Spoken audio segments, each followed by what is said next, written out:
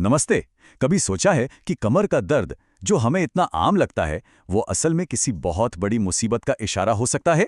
आज हम एक ऐसे ही केस पर बात करने वाले हैं, एक ऐसी मेडिकल मिस्ट्री जो हमें सिखाएगी कि हमारे शरीर के सिग्नल्स को सुनना कितना ज्यादा जरूरी है। तो असली सवाल यही उठता है ना, कि आखिर पता कैसे चले कि ये कमर दर्द बस थकावट वाला है या फिर अंदर कुछ गड़बड़ चल रही है। और यही सवाल इस पूरी कहानी का सेंटर पॉइंट है। तो चलिए कहानी शुरू करते हैं। ये कहानी है एक मरीज की और उसके दर्द की एक पहेली की। तो ये केस है एक 20 साल के नौजवान का। अब सोचिए, 20 साल की उम्र, करियर, भविष्य, इन सब की टेंशन होती है। कोई ये तो नहीं सोचता कि उससे कोई सीरियस हेल्थ प्रॉब्लम हो सकती है, पर कहते हैं ना, कभी कभी शरीर के अंदर की कहानी कुछ और ही होती है। तो हुआ ये कि वो डॉक्टर के पास दो मेन शिकायतों के साथ पहुंचा। पहली कि उसकी कमर के निचले हिस्से में बाईं तरफ लगातार दर्द बना हुआ था, और दूसरी शिकायत थी यूरिनेशन के वक्त तेज जलन। अब ये दोनों ही लक्षण ऐसे थे जिन्हें इग्नोर करना मतलब बिल्कुल भी सही नहीं था। अब इस पहेली को सुलझाने के लिए जाहिर है डॉक्टर्स को शरीर के अंदर झांककर देखना था, और इसके लिए उन्होंने एक बहुत ही जरूरी टूल का इस्तेमाल किया। तो दर्द की असली वजह का पता लगाने के लिए एक अल्ट्रासाउंड हुआ।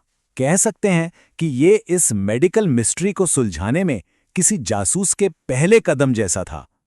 और जो चीज सामने आई वो सच में चौंकाने वाली थी। अल्ट्रासाउंड ने एक बहुत ही खतरनाक ब्लॉकेज का खुलासा किया। हाँ, तो अल्ट्रासाउंड ने दर्द के असली गुनेगारों को सामने ला दिया। और जानते हैं सबसे हैरान करने वाली बात क्या थी?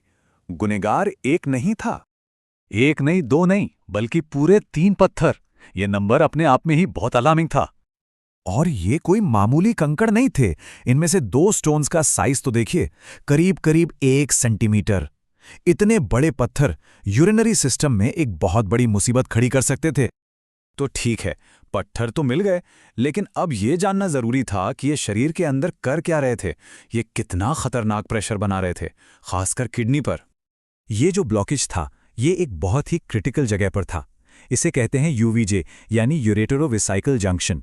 ये वो पॉइंट है जहां किडनी से आने वाली ट्यूब, जिसे यूरेटर कहते हैं, हमारे ब्लैडर से जाकर मिलती है। तो यहां से हमें इस केस की सीरियसनेस का अंदाजा लगता है। एक तरफ एक हेल्दी सिस्टम और दूसरी तरफ इस मरीज का सिस्टम। देखिए, पत्थरों ने यूरेटर मतलब किडनी से ब्लैडर तक आने वाली ट्यूब को पूरी तरह से जाम कर दिया था, जिससे वो फूल गई। इसे मेडिकली हाइड्रो यूरेटर कहते हैं। और इससे भी ज्यादा खतरनाक बात यह थी कि यूरिन वापस किडनी में जमा हो रहा था, जिससे किडनी का साइज बढ़ गया और वो खिंच गई थी। ये एक बहुत ही खतरनाक कंडीशन है जिसे सिवियर हाइड्रोनेफ्रोसिस कहा जाता है। इस पूरी सिचुएशन के लिए जो मेडिकल टर्म है वो है ऑब्स्ट्रक्टिव यूरोपैथी। आसान भाषा में इसका मतलब बस इतना है कि यूरिन के फ्लो में रुकावट की वजह से किडनी डैमेज हो रही थी। तो अब जब प्रॉब्लम पता चल चुकी थी, तो अगला लॉजिकल स्टेप क्या था? उस रुके हुए रास्ते को साफ करना। यहां एक चीज समझनी बहुत जरूरी है। यूवीजे पर अटके हुए इतने बड़े पत्थर लगभग कभी भी अपने आप बाहर नहीं निकलते। इसका सीधा मतलब यह था कि बिना मेडिकल हेल्प के और कोई चारा था ही नहीं। तो इलाज का प्लान जो था वो 3 स्टेप्स में था। सबसे पहले तो इन्फेक्शन और किडनी पर प्रेशर को चेक करना। अगर प्रेशर बहुत ज्यादा होता तो उसे फौरन कम करने के लिए एक पतली ट्यूब डाली जाती, जिसे डीजे स्टेंट कहते हैं। और फिर आखिरी स्टेप में यूआरएस और लेजर लिथोट्रिप्सी की जाती, मतलब एक पतले कैमरे वाले इंस्ट्रूमेंट से अंदर जाकर लेजर की मदद से पत्थरों को तोड़कर निकाल दिया जाता। और यहीं हम इस पूरे केस के सबसे बड़े सबक पर आते हैं, और वो सबक है इंतजार करने के खिलाफ एक बहुत सीरियस वार्निंग।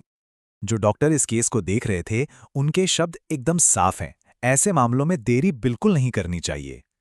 ये सिर्फ एक सलाह नहीं है, बल्कि एक सख्त चेतावनी है। पर सवाल है, क्यों? इतनी जल्दी क्यों? वो इसलिए क्योंकि अगर ये रुकावट ज्यादा देर तक रहती तो किडनी को परमानेंट डैमेज होने का मतलब हमेशा के लिए खराब होने का खतरा बहुत बढ़ जाता। सिर्फ और सिर्फ सही टाइम पर इलाज ही उस किडनी को बचा सकता था। तो आखिर में ये कहानी हमें एक बड़े सवाल के साथ छोड़ जाती है कि हमारा शरीर हमें ऐसे कौन से छोटे छोटे शांत सिग्नल भेज रहा है जिन्हें हम शायद नज़रअंदाज कर रहे हैं। ये केस एक रिमाइंडर है कि किसी भी दर्द को, चाहे वो कितना ही मामूली क्यों ना लगे, उसे सुनना और समझना कितना ज़रूरी है।